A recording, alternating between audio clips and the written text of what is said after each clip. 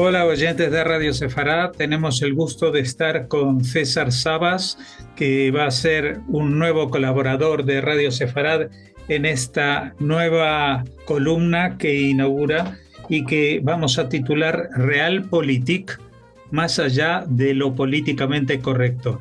¿Qué tal, César? Es un gusto, Jorge, un gusto estar acá en Radio Sefarad, un gusto colaborar con ustedes en esta radio maravillosa y en esta labor que hacen, que los felicito y realmente me siento muy feliz en estar acá con ustedes. Bueno, ya habrán notado por el acento que tenemos este nuevo colaborador venezolano de origen, aunque ahora mismo estás radicado en Francia, creo. Cuéntanos un poco Sí, también, en el sur de Francia. cuéntanos también un poco cuáles son tus estudios, tus background y de qué va a tratar este tema de la Realpolitik. Mira, yo soy licenciado en estudios internacionales, hice un máster en ciencias políticas, teoría política, ambos en Venezuela. Luego hice un máster en seguridad internacional acá en Francia y ahora estoy terminando mi doctorado en ciencias políticas, siempre en el tema de las relaciones internacionales y de la geopolítica. Y he sido investigador en el Instituto de Derecho del Espacio en la Universidad de Toulouse, aquí en Francia, tratando el tema de Rusia y Ucrania. Eso es uno de mis temas fundamentales. Y en el tema de Israel me he visto muy involucrado porque en Venezuela pues fui coordinador juvenil del espacio Ana Frank, trabajé muchísimo tiempo, estuve en mucho contacto con actividades de la comunidad judía en Venezuela. Yo mismo cuando fui presidente de mi centro de estudiantes hice muchas actividades en contra del antisemitismo, traje a sobrevivientes del holocausto para que dieran sus experiencias y era pues, digamos, la parte, me tocó vivir ese nacimiento del antisemitismo en Venezuela, que no es una sociedad históricamente antisemita, esto hay que decirlo, más bien al contrario, recibió con los brazos abiertos a muchos judíos, pero a raíz del gobierno de Hugo Chávez, la radicalización que se empezó a dar a partir del año 2009, sus discursos, cosas que dijo que no quiero repetir, pero creo que todos saben lo que dijo sobre el Estado de Israel. Entonces me tocó a mí pues decir, bueno, aquí hay que luchar en contra de lo que está pasando, hay que de alguna forma aportar nuestro granito de arena para que este mal no se siga expandiendo en el país y ahí es cuando empecé a trabajar con la gente de la ANAFRAN. Y por supuesto que empezó una serie de conflictos en el Medio Oriente que la gente necesitaba pues luces, charlas. Vino el surgimiento del ISIS, problemas de vez en cuando con el Hamas, que no eran guerras tan abiertas como la que se está viviendo ahora, pero había que dar este tipo de charlas y yo era conferencista. De hecho, yo durante un año fui, digamos, facilitador del área de Historia y Geografía en el Colegio Moral y Luces Herzl Bialik, que es el colegio de la comunidad judía en Caracas. Y también tratábamos muchos temas de historia y de geopolítica. Y ahora, pues, con lo que está sucediendo, me he visto como analista obligado a volver a levantar mi voz en las redes y en los sitios donde yo tengo algún tipo de espacio y desmitificar muchos comentarios propagandísticos antisemitas que se dan, tergiversaciones de la realidad. Y pues creo, he escuchado mucho dentro del mundo judío, por ejemplo, decir, oh, la guerra comunicacional está perdida y siempre estará perdida. Yo no estoy tan de acuerdo. Yo creo que hay mucha gente que sabe lo que está sucediendo, que ha estado callada porque los otros hacen mucha más bulla, han tenido mayor apoyo mediático, hacen mayor escándalo, pero sí creo que hay mucha gente que está cuerda, que sabe lo que está sucediendo, que sabe que ha habido una campaña malsana de tergiversar la realidad y falta pues valentía y apoyo para levantar la voz. Y en última instancia, esto no es una guerra suma cero, es decir, que el que gana lo gana todo y el que pierde lo pierde todo. En el caso comunicacional, en última instancia no es lo mismo perder 40-60, estás perdiendo, que perder 95-5. Entonces, aún así creamos que ellos van a tener mayoría comunicacional y van a ganar, si alzamos la voz y llevamos la luz, siempre es algo que vamos a ganar. O como mínimo impedir que ellos tengan una victoria tan absoluta. Bueno, y en esto de Charlus interviene este término, creo que es en alemán el original de la Realpolitik, es decir, que corrígeme si no, es la política que no se hace solamente para satisfacer las definiciones de lo que es óptimo en una relación, sino para mejorar la situación en algún caso, ¿no? Pero seguramente tú tienes una mejor definición y cómo la aplicamos al caso israelí. Fíjate, a mí me gusta el término Realpolitik e Israel, porque si algún estado es una expresión concentrada de Realpolitik, ese es justamente el estado de Israel. Fíjate tú, muchas veces he escuchado una inconformidad, incluso una impotencia sobre la incapacidad de la ONU de hacer algo en el Medio Oriente, de resolver las situaciones a nivel mundial en los genocidios. Muchas veces se dice, bueno, pero ¿por qué la ONU no hace nada? La ONU es corrupta, mira lo que está pasando. Y eso es cierto, mira, la ONU es muy corrupta. Yo creo que está más que claro con lo que está pasando en Gaza, con lo que está pasando en muchas partes.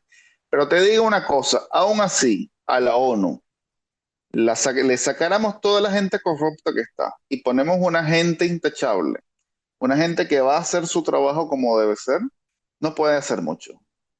La ONU es un organismo creado para ser impotente. ¿Y por qué lo digo? Y aquí es donde vamos a entender cuál es el concepto de Realpolitik y el tema con Israel. El sistema internacional, tal y cual como está configurado, es anárquico. ¿Qué digo con que es anárquico? Tú vives en España, yo vivo en Francia. Si yo salgo a la calle y cometo un delito, un crimen, la gente llama a la policía. Y la policía viene con la fuerza, me arresta y me pone a disposición de las autoridades judiciales. En España será lo mismo, en Estados Unidos será lo mismo. Pero en el mundo no hay una policía mundial. No hay un poder armado mundial que le pueda imponer a los estados la aplicación del derecho internacional. La ONU no tiene capacidad de coacción. Entonces, si a la ONU le quitáramos toda la gente corrupta que tiene, con todos sus intereses malsanos, y ponemos gente intachable, no podrán hacer mucho en contra del Hamas, y no podrán hacer mucho en contra del Hezbollah, y no podrán hacer mucho en contra de Irán, porque la ONU es completamente impotente. Y así la crearon las potencias en el año 1945. En el año 1948, cuando se crea el Estado de Israel, los países árabes decidieron declararle la guerra el mismo día que Israel declaró su independencia. No quisieron negociar nada y dijeron a toda esta gente la vamos a echar al mar. Si ahí hubiese estado pura gente intachable en la ONU, pero Israel hubiese perdido la guerra, a todos los judíos que hubiesen estado en Israel los echan al mar. Y se hubiese repetido el holocausto. Israel es un estado que se crea por el poder de su ejército. Se lo ganó a pulso. Y su existencia a lo largo de las décadas, hasta el día de hoy, se debe a su ejército, al poder que han desarrollado. Y hoy en día el pueblo judío está en su mejor momento desde la época del rey David, justamente porque tiene un estado poderoso. En la época del rey David era poderoso, hoy en día es un estado poderoso y por eso es que el pueblo judío está en su mejor época. Tiene un país que no puede ser destruido, tiene un armamento que le garantiza su existencia y hace que el Estado de Israel pueda defender sus intereses estratégicos. Como hay otros pueblos, no solamente el judío, hay otros pueblos que han sido atacados, la ONU no ha hecho nada, pero como no son poderosos, pues se ven, digamos, masacrados, muchas veces eso se calla y no importa, porque no tienen un poder que los respalde. Te pongo un ejemplo. ¿Qué hubiese pasado hoy en día con los drusos en Siria si el Estado de Israel no hubiese intervenido y no hubiese parado la masacre que iba a cometer Ahmed al-Shara, antiguamente Mohamed al-Yolani, el terrorista que gobierna hoy en día en Siria. ¿Qué hubiese pasado si Israel no utiliza su poder militar para frenarlo? Pues hubiese habido una masacre y hoy en día habría algunos que otro titular hablando sobre la masacre de los drusos y la ONU no hubiese hecho absolutamente nada. Y es más, si tú me hubieses puesto a mí como secretario general de la ONU, si no hubiese estado ahí el Estado de Israel, tampoco hubiese podido hacer mucho más allá de unos tweets y alguna que otra presión mediática, pero la ONU no tiene poder militar para frenar a una horda de 100.000 hombres sedientos de sangre, armados que quieren hacer una masacre. Israel tiene ese poder. Los drusos en ese momento no lo tenían. Me imagino que ahora van a empezar a armarse, a entrenarse como han hecho los kurdos y poco a poco tendrán una seguridad cada vez mayor. Me imagino que eso es lo que viene. Pero al final, lo que garantiza la seguridad de los pueblos es el poder al que llegan a tener. Y es por eso es que digo que Israel es una expresión concentrada de Realpolitik, porque lo entendió.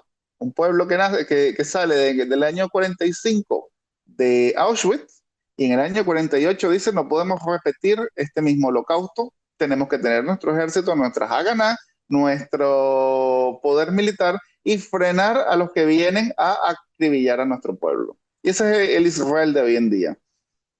Ahora, ¿qué es lo que sucede con los países? Una vez que existen y tienen un poder, los otros vecinos también van a querer maximizar su poder. Y eso pues genera una situación de competencia, digamos, a nivel del equilibrio de poder. Israel no está solo en el Medio Oriente. Antes tiene Egipto, tiene Jordania, hay otros países que quieren maximizar su poder. Tenemos el caso de Irán. Eso genera inseguridad en el Estado de Israel, sobre todo cuando son vecinos que tienen entre ceja y ceja la destrucción del mismo. Caso Irán. Pero otros que no han hablado abiertamente de destruir a Israel, pero que empiezan a generar un arsenal militar cada vez más considerable, caso Turquía, también empiezan a generar inseguridad en el propio Estado judío, porque dicen, bueno, yo existo porque soy poderoso, pero si dejo que él sea mucho más poderoso en un futuro y tiene un plan geopolítico contrario a mí, en un momento determinado eso puede perjudicar, me puede perjudicar. Entonces aquí es donde entramos, que los estados existen, pero tienen que garantizar también su existencia. Y eso pasa porque Israel no solamente llegó al lugar en el que llegó, tiene ejércitos, sino preocuparse por seguir siendo más poderosos que sus vecinos y generar un juego geopolítico, digamos, regional, que le garantice no solamente su existencia, sino ser cada día más poderoso. Porque con el poder es que va a garantizar su existencia, garantiza su seguridad. ¿Y qué es lo que estamos viendo en el Medio Oriente? Se está creando poco a poco, ahí digamos, una tendencia muy favorable geopolíticamente para Israel y se va a crear una especie de gran Israel. No es el mapa ridículo y caricaturesco que se están difundiendo cuentas antisemitas de que el Gran Israel sería desde la mitad de Egipto hasta Irak más o menos y expulsando toda la gente que ahí está. No, no, yo el Gran Israel lo veo muy distinto. Es más bien una alianza de pueblos libres en el Medio Oriente. Tenemos a los drusos, tenemos a los kurdos, eh, que, digamos, se alían con la democracia del Medio Oriente, que es la más poderosa, es la única democracia del Medio Oriente, y el país más poderoso que sería Israel. Israel les proporciona seguridad y estos a su vez aliados con Israel. Esto cambia por completo la geopolítica porque eso hace que Israel tenga cada vez más amigos en la región, tenga cada vez más penetración y a su vez es positivo, digamos, desde un punto de vista moral, porque Israel no está expulsando a nadie, no está creando un gran imperio para avasallar a nadie, al contrario, le está proporcionando seguridad y libertad a pueblos que históricamente han sido oprimidos. Entonces, la existencia de Israel, un país que en el año 48, digamos, un pueblo que históricamente ha sido oprimido y dijo, vamos a hacer un Estado para escapar de la opresión, está trayéndole también de alguna forma libertad a otros pueblos que han sido oprimidos por estados mucho más grandes, como los kurdos y ahora como los drusos. Y tal vez, llegando al Kurdistán sirio, en algún momento también se llegue esta influencia al Kurdistán iraquí, y hablemos incluso también del caso de los caldeos, los cristianos iraquíes, incluso de los mismos cristianos libaneses. Entonces Israel es un país que está aplicando la Realpolitik y creo que tenemos que verlo desde ese punto de vista. Más allá de que la ONU no haga ni actúa por intereses antisemitas, por influencia antisemita y sobre todo la influencia de la extrema izquierda mundial que hoy en día está tan, digamos, metida en las Naciones Unidas, los organismos internacionales son sumamente inoperativos porque así están constituidos. Son los estados los verdaderos actores del sistema internacional y son ellos los que se imponen, por la razón o por la fuerza. Y aquí hay algo que me interesa hablar sobre la razón y la fuerza.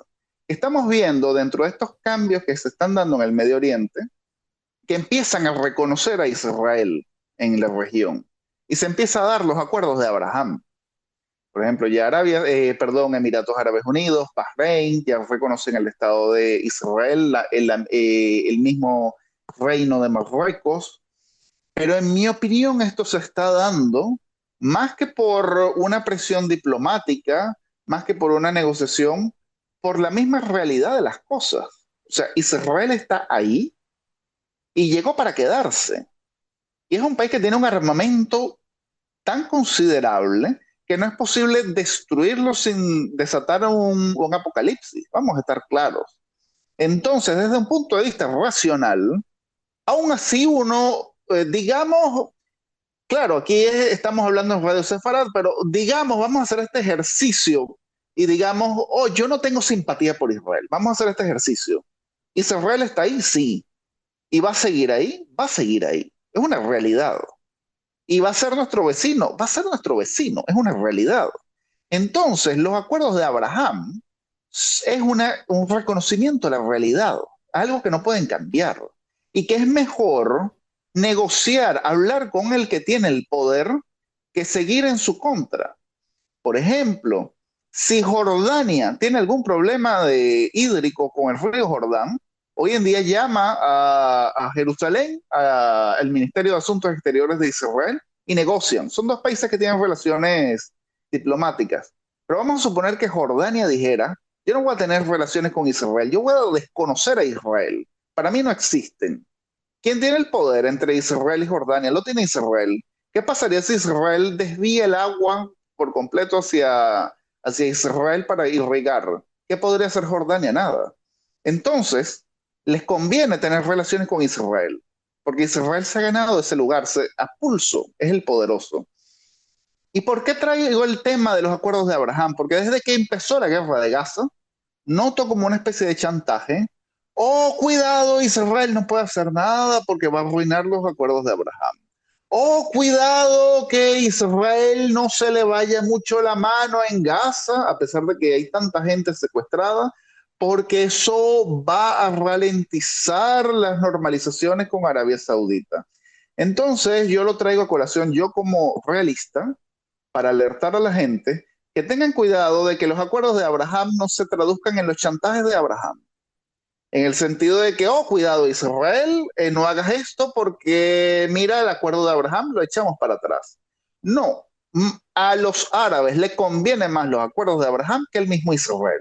A Israel, por supuesto, porque es un país que quiere la paz, quiere comerciar con sus vecinos, quiere desarrollarse, pero en última instancia, si hay guerra, ¿quién la va a perder? Ya hemos visto quién la pierde. Entonces, Israel primero y principal tiene que ir por su seguridad nacional y después por la diplomacia. Son ellos los que nunca han aceptado la existencia de Israel y hoy en día por la fuerza de la realidad se ven obligados a aceptarla. Entonces, que Israel siga con los acuerdos de Abraham sin que estos se conviertan en los chantajes de Abraham.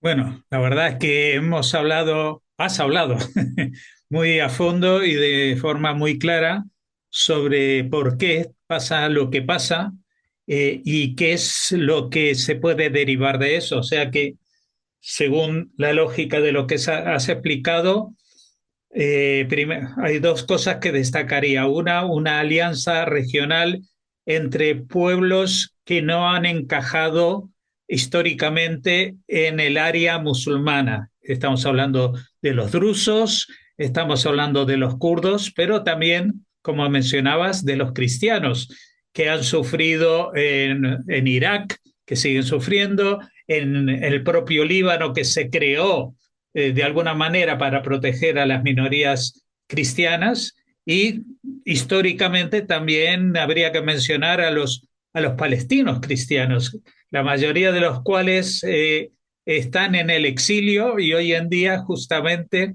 por esos avatares de la vida, por ejemplo, en Chile, que son una comunidad, la comunidad palestina cristiana más importante del mundo, pues están apoyando las políticas en contra de Israel, aunque están jugando en contra de sus propios intereses de alguna manera, ¿no? Entonces tenemos esta alianza de los desplazados de Medio Oriente y también una posible alianza con los otros, que son digamos, los habituales de la zona, que son las potencias musulmanas y que el influjo de ellas es más allá de lo regional, porque mencionábamos en los pactos, en las alianzas de Abraham a los países del Mashrek, es decir, de Irak y de esa zona, y también del Magreb, de Marruecos, toda la zona norte, pero también estamos viendo en la lista a países como Indonesia o como Malasia, que son países de mayoría musulmana, que no tienen nada que ver culturalmente con el mundo árabe, pero que también están en la lista esperando poder regularizar y beneficiarse de esta alianza con Israel. Y voy a hacerte una pequeña pregunta al respecto, porque todo esto parece que podría llegar a cuajar en una especie de, algunos dicen, una Unión Europea, pero en este caso una Unión de Medio Oriente, pero tendría unas características muy diferentes y basadas, como tú dices, en cuestiones de seguridad. Porque también quiero agregar de que la mayoría de estos países, los que ya están dentro del Pacto de Abraham y los que no lo están pero quieren estarlo, desde hace mucho tiempo que tienen relaciones comerciales y de seguridad con Israel. Bueno, una macroalianza la veo muy difícil porque el Medio Oriente es una zona demasiado inestable. Fíjate, hasta hace muy poco, Irán controlaba cuatro capitales árabes y ya eso se ha caído por completo.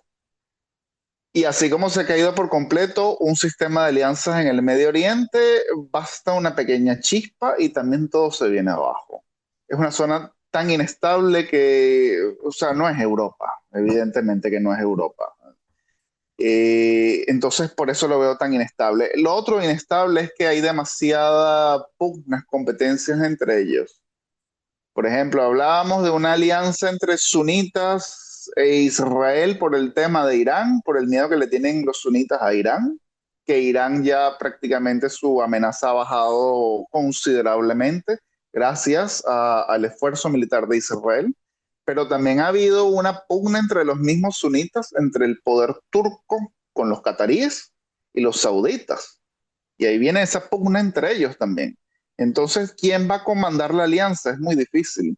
Y veo muy difícil que los países árabes sunitas se alíen de forma frontal con Israel, porque hay toda una literatura, historia antisemita en todos esos países que les hace difícil. A duras penas tendrán algún tipo de acuerdo diplomático como Jordania, pero de ahí alianza lo veo muy difícil. Y el otro detalle, viendo el de la inestabilidad, lo que sucede en Siria va a definir todo o muchas de las cosas que están pasando en el Medio Oriente. Israel inevitablemente se va a involucrar cada vez más en Siria y no precisamente del lado del terrorista que está en estos momentos en Damasco, el señor Al-Yolani. ¿Y quién va a respaldar al Yolani? Por una parte, los turcos, que es su proxy, pero los sauditas se han ido metiendo poco a poco y le han ido dando dinero con la esperanza no de apoyar a los turcos, sino más bien de traerse al Yolani para su parte. Pero eso significa que cualquier cosa que haga Israel va a molestar a unos a otros. Y por eso yo decía que Israel tiene que tener cuidado de no convertir los acuerdos de Abraham en los chantajes de Abraham. Israel es el que se ha ganado el reconocimiento a pulso. Entonces, que no sea lo que los árabes perdieron en el campo de batalla, lo ganan a través de las negociaciones diplomáticas, de chantajear a Israel. Oh, cuidado si tú haces esto porque echamos para atrás los acuerdos de Abraham. Eso ellos no lo pueden hacer, porque el fuerte ahí es Israel. Entonces, por eso este tipo de macroalianzas la veo sumamente difícil en el Medio Oriente. Tal vez alianzas más puntuales, por ejemplo, como yo hablé con el caso de los drusos, los kurdos, países o pueblos, no necesariamente países o pueblos y movimientos que tienen intereses comunes, o como el caso de los turcos y los cataríes, pero no veo una macroalianza y mucho menos una Unión Europea, por lo menos no en lo que va de siglo. Bueno, que en lo que va de siglo quiere decir de que por lo menos 75 años más, eso es mucho, Sí. pero tendremos antes de llegar a esos 75 años más, muchas más oportunidades de volver a encontrarnos y hablar de Realpolitik y más allá de lo políticamente correcto, como nos has presentado en esta visión original. Te agradecemos mucho, César Sabas, y volveremos a encontrarnos dentro de poco. Con mucho gusto.